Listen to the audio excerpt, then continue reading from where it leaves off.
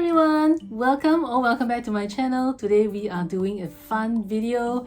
This is a collaboration video between Dani of Dani O channel and Poola of With a Touch of Luxury, and I want to thank Dani for tagging me. This is so fun to do. It's titled Frugal Habits of a Luxury Lover. So this is not a tutorial telling you how to save money. This is just to share with you our individual habits.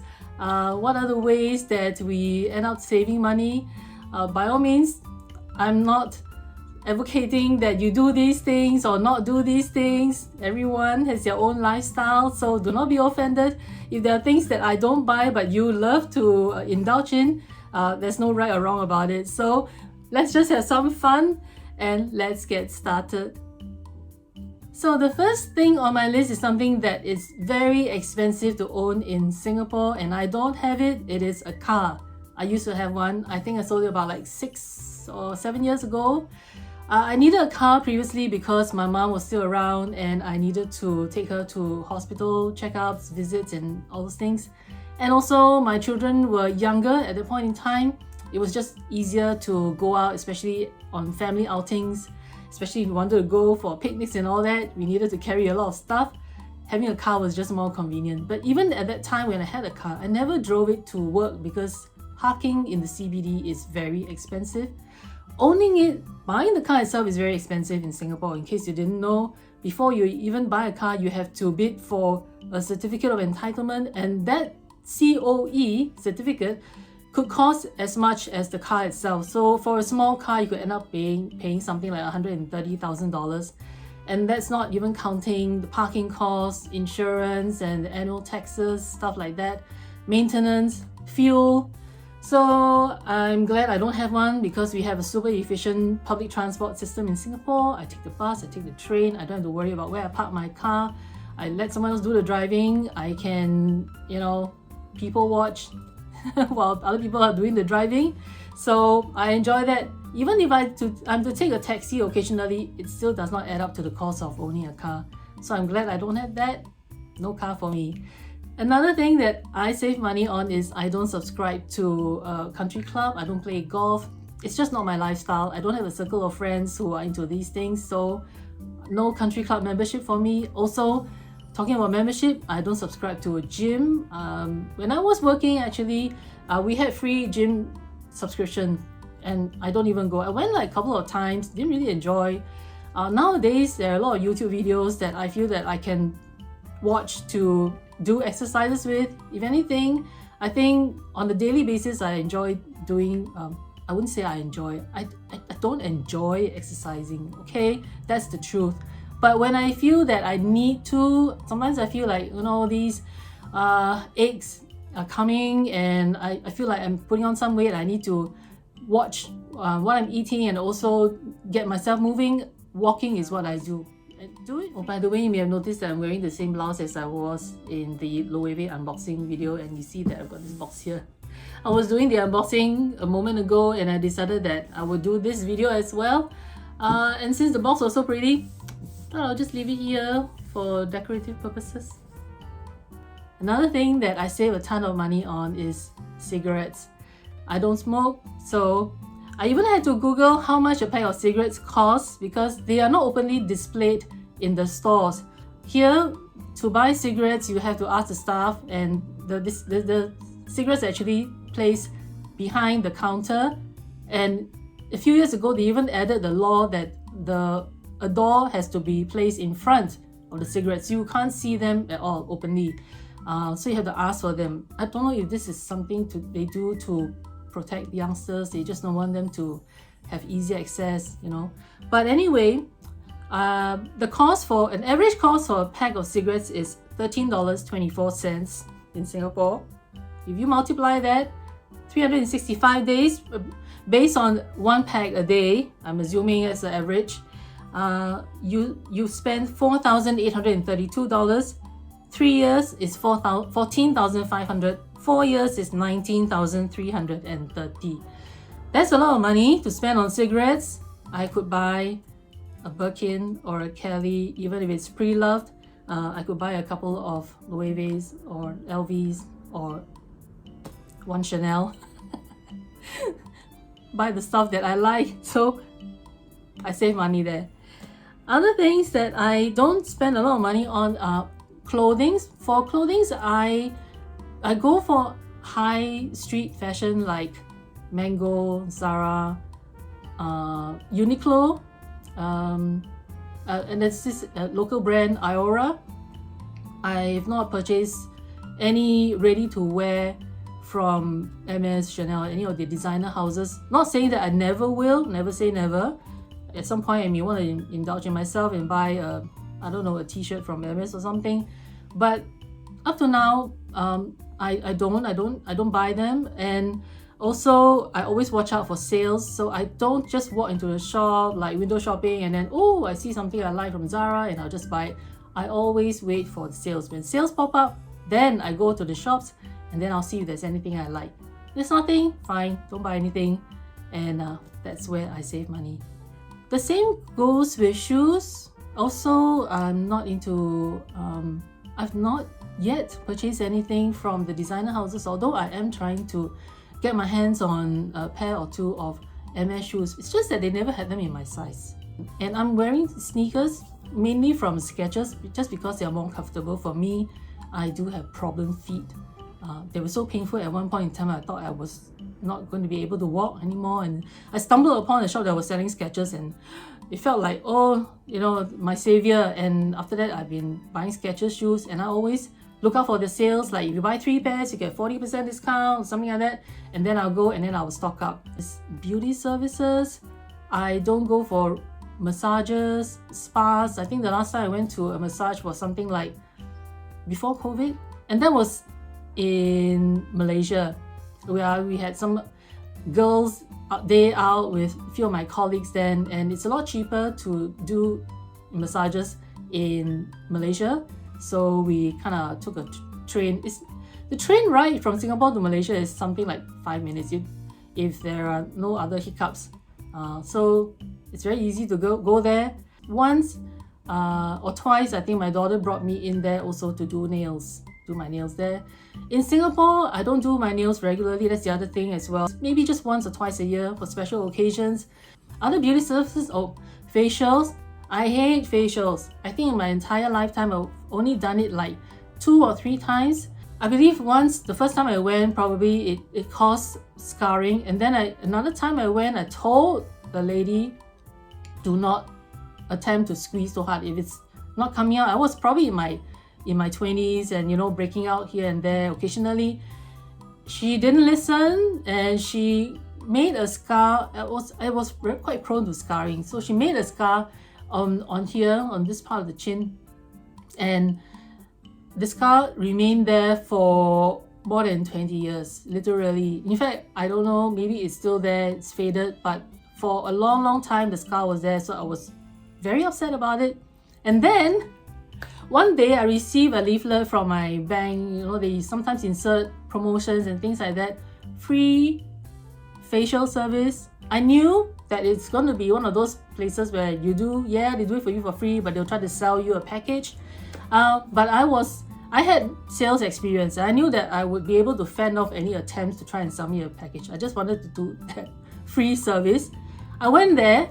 Yeah, so the facial was free, but I ended up spending a few $100s to settle a problem, because a few days or a couple of weeks after that, this thing that looked like a mole started appearing on my face. And within days, it grew to something like half a centimeter. I mean, on the face, black, it's half a centimeter, it's very big. And it was getting rough. It wasn't like smooth, I was horrified. So I went to a dermatologist and he took it out in like 2 minutes, lasered it off, ka-ching, $500. So that's it for me, no more facials. Other kinds of beauty services, like I've not done lash extensions. I may or may not, but I'm a bit apprehensive about doing it because it seems like you have to do that on a regular basis once you start, because they do tend to fall out. So I'm still thinking about if I want to do it at all. I don't know. I've not used that so far. I've saved my money on that. The only thing I've done is probably my eyebrows, and that is only done like twice a year. In terms of other things for beauty, for my skincare and my makeup, I always buy drugstore products. So I use my Olay for skincare, I use Maybelline, Revlon, things like that. Again, I may indulge in a designer brand at some point, just to indulge in it. But really, so far I've purchased some items from like Dior or MS or somewhere, but they're always as gifts. It makes me happy to see someone else receiving them and being very happy about it. But as for me, I'm okay with using drugstore products, so there I save some money. For my hair, I love having my hair in this color. I started adopting this color since a couple of years ago. This is the part where I save money. I go to the neighborhood salon. I live in like, I won't call this like a suburban place, but we call it a residential area. So it's not as expensive as going to the city area to do your hair. Also, alcohol, I'm not into drinking. I only drink occasionally, like a social drinker. And usually I get gifts like wine when my friends come over for parties or dinners. They bring wine and I've not really had to buy any. The only time I buy probably is because I needed some kind of wine to add to cooking. So not so much for drinking. When I go out, if I'm having like outing with girlfriends, anything, we don't usually drink. If anything, probably I'll just order a cocktail, but very rarely. Most of the time we order juice, coffee or tea. So I think I save quite a bit from not consuming alcohol. It's just something that it's not something that I enjoy, so nothing wrong with that. That's where I save money. And the other thing that I don't spend a lot of money on is candles, diffusers, aromatherapy, oil burner kind of things. Some people, they indulge in that. They buy a lot of different fragrances and they use them on a daily basis. I don't. I use them occasionally. Again, I do get a lot of these things through gifts, so it's not something that I buy regularly. I also don't go out for movies very often. I think in the entire year, I probably go like once or twice, and usually is with my son if he wants to watch something on the big screen, and if he will have me, because he has come to the age where he sometimes enjoys watching movies by himself. Yeah, he prefers to not have anyone beside him asking him, trying to discuss about the movie, so he wants to watch a movie by himself. And also, my girlfriends and I, we don't kind of arrange to go and watch a movie. So anyway, movies are expensive, and usually when you go to a movie, you end up buying snacks, drinks, and all that. It's so much cheaper watching at home. I've got Netflix, Disney Plus, View. I watch my Korean dramas. I watch some American dramas and British dramas. It's enough for me to keep myself occupied. Don't really need to go to the cinemas. The other thing is tech. My mobile phone, I don't get it upgraded on a yearly basis. I know some people, they have to go for the latest always. Every year when iPhone releases a new model, they will have to get it replaced. I don't. I think my phone lasts usually about 3 years before I feel that it needs to be replaced. The cleaning lady, I used to have a cleaning lady come in once a week to clean my house, especially because I was working previously and I was too tired to clean my house. And way back, I used to have a live-in domestic helper, but I didn't need her anymore when my children grew up and my mom was no longer around. But the cleaning lady, I stopped hiring her when COVID started, partly because of you don't know where she has been and you try to have minimal interaction with people. So I stopped having her come in.